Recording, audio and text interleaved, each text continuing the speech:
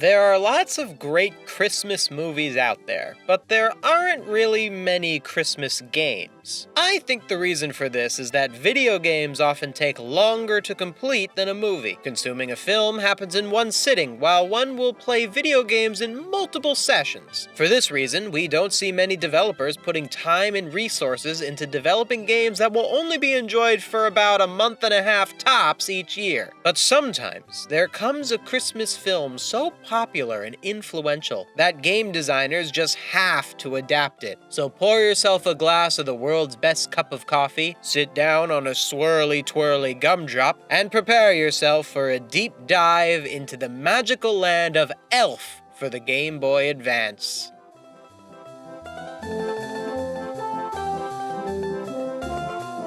Elf is a Christmas film released in 2003. It tells the story of Buddy the Elf, a man who was accidentally kidnapped and then raised by elves in Santa's workshop. The main story revolves around Buddy finding his long-lost father, who's this Ebenezer Scrooge type guy that needs to be taught the true meaning of Christmas. This story is not present in Elf the game at all. Walter Hobbs, the character who goes through the most metamorphosis as a character in the film, is not even mentioned by name and is only shown in one pixelated screen cap. The gameplay focuses on Buddy's physical journey from the North Pole to New York City. In the film, Buddy just kind of walks from the North Pole to New York City. Once he gets there, his clothes aren't even dirty, even though he would probably be walking for about 2 months straight through frozen wilderness. The first half of the game details Buddy's journey. The second half consists of some little challenges in the New York setting. In terms of level design, Elf for GBA, much like Buddy himself, has a bit of an identity crisis. Is it a 2D platformer? Is it a 3D platformer? Is it a series of minigames? See, Elf doesn't commit itself to just one kind of level, and instead has many instances of completely different kinds of gameplay. Let's go level by level and take a look at what we're dealing with here.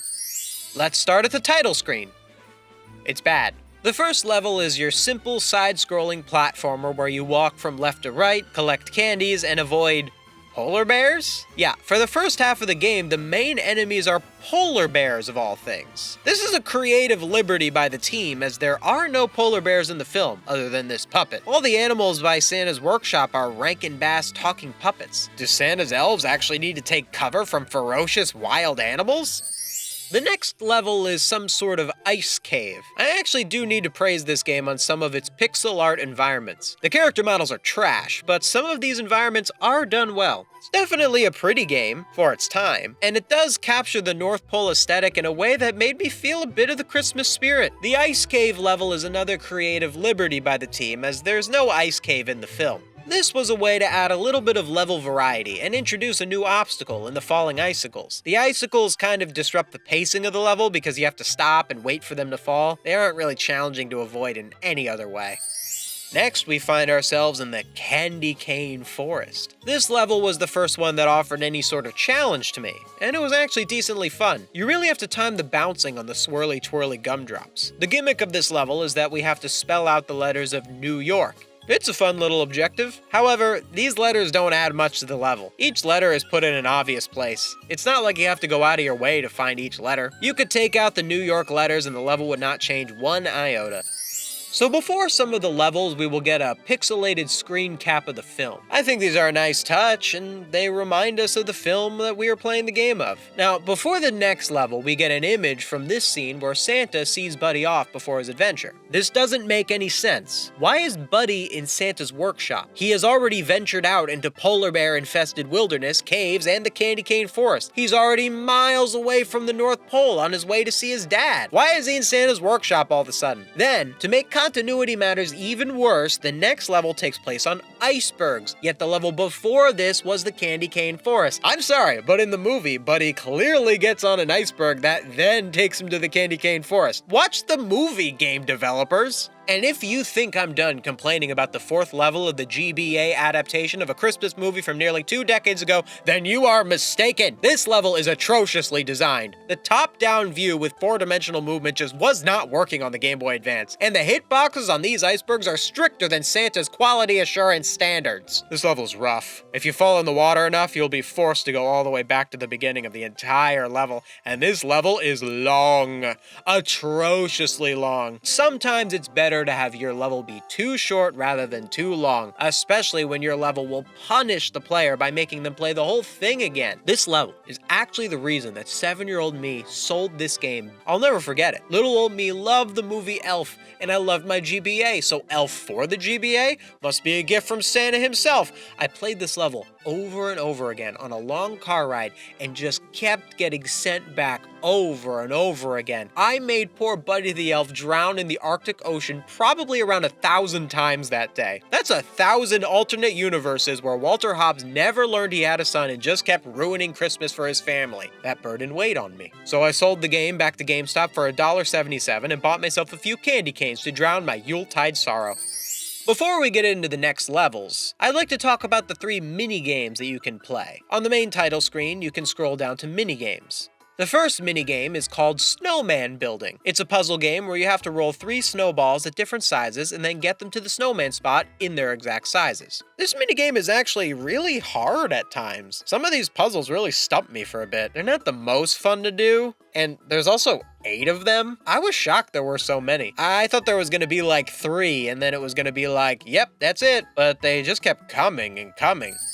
The second minigame is this game where Santa tells you toys in a certain order and you have to put them back in that order. I didn't complete this one all the way because these kinds of games are boring.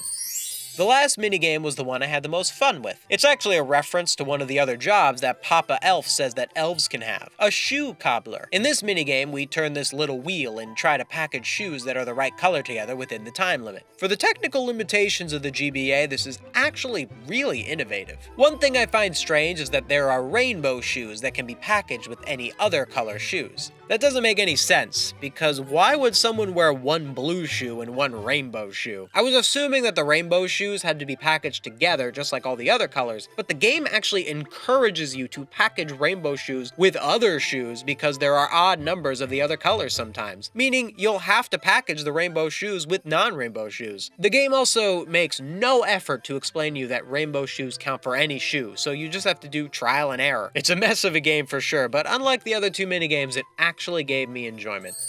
Back to the main game, our next level is this sliding level. You go down on an ice slab and avoid running into candy canes and lollipops while building up speed. There's a timer for this level, and you can collect little clocks to extend it. I don't think running out of time is a real thing to worry about here. I only lost in this level because I kept crashing. One cool thing I think this level does is that when you get towards the bottom, you start to see street lamps, signaling that you are almost in New York. I didn't realize you can enter New York City by sliding down a mountain. The next level contains some D-tier platforming in a Central Park location. I think it's funny that one of the enemies in this level is a raccoon, considering the scene where Buddy tries to give a raccoon a hug. The other enemies in this level are geese. This is another creative liberty because Buddy doesn't try to hug any geese on screen in Elf. I assume he did so off screen at some point. These geese are also programmed terribly. They will sometimes just straight up come and hit you and there's nothing you can do about it. The next level takes place on the streets of New York and implements the one thing that gave Buddy the Elf the most bodily injury in the film: cars. In this level, we have to find 20 Christmas decorations, which are singular Christmas lights. These lights are just on the streets of New York, and Buddy has to find them because he needs to save Christmas or something? You can get like a whole string of these at Five Below for like $4, but I guess Buddy is so desperate for them, he's got to prowl the streets of New York and risk his life being hit by taxis in order to find some. Something strange about this level is that your health will just go down, even if you don't get hit, like you're on some kind of timer. I guess maybe the fumes from being so close to all these cars and buses are slowly suffocating Buddy. To compensate for your health slowly draining, this level is filled with healing spots. What are these healing spots? It's the revolving doors that Buddy ran around in. Okay, that's pretty clever. I'm not even mad that it makes 0 sense that spinning in a revolving door will heal your wounds from being struck by a school bus. When you spin around the revolving door, a guard will come out and chase you. You also have a stamina meter that you need to conserve in order to cross the street and escape from the guard. This level is actually pretty decent and one of the more fair challenges of Elf for the GBA.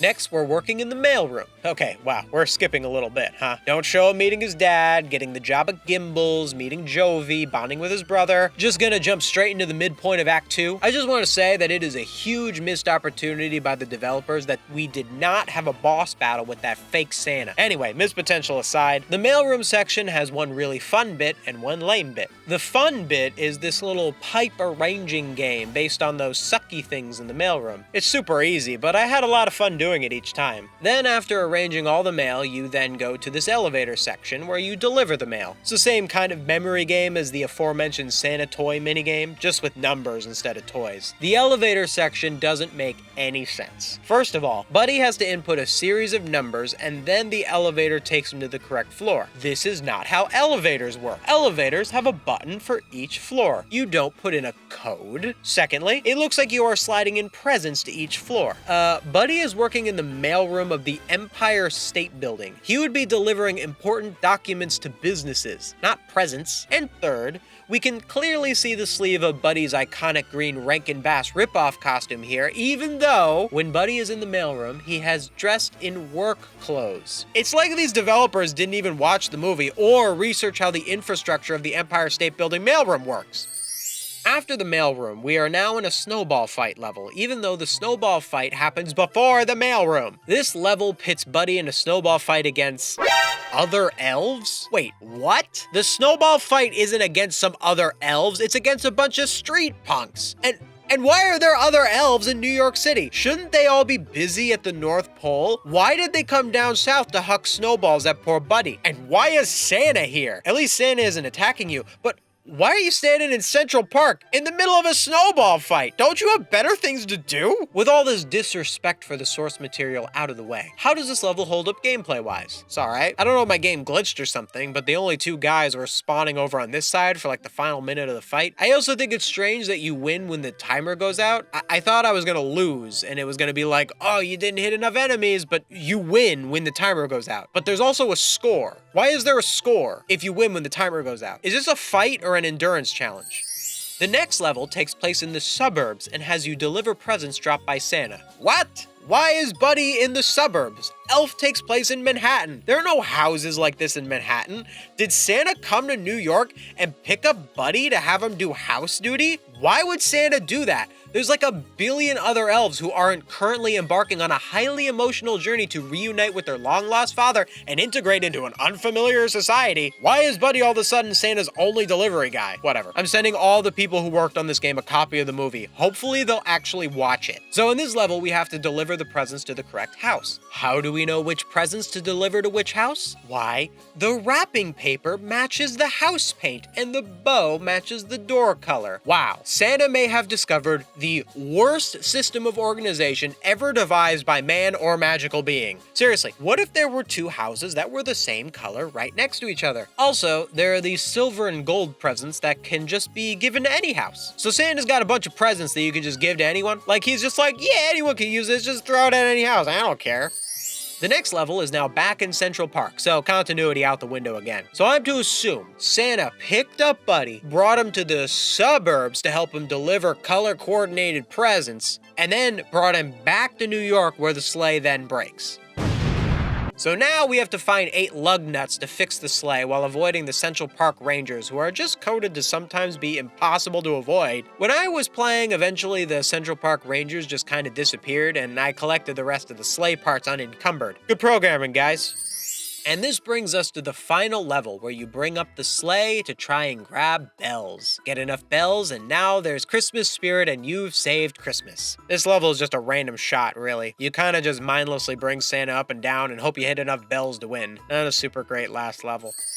And that's about everything that Elf for the GBA has to offer. At the end of the day, it's a tiny little GBA game made to try and cash in on a movie that became incredibly popular. Video game adaptations were still very much in their early days at this point, and every movie and TV show was getting some kind of pixelated Game Boy Advance game. Elf was just another in a long line of cash grabs. It may seem strange to hear me complain about this game. Most people will just shrug and say, hey, that's just the way it is. But not me. If you're gonna sell product, I'm gonna take it seriously. You want to put a game out there, it's gonna get criticized. And I've got to say, everyone who worked on this game are a bunch of cotton-headed ninny-muggins. And those are my thoughts. What did you think of my analysis? Have you ever played this game? How do you think the developers could have improved it? What's your favorite line from Elf? Let me know in the comments below. See you next time.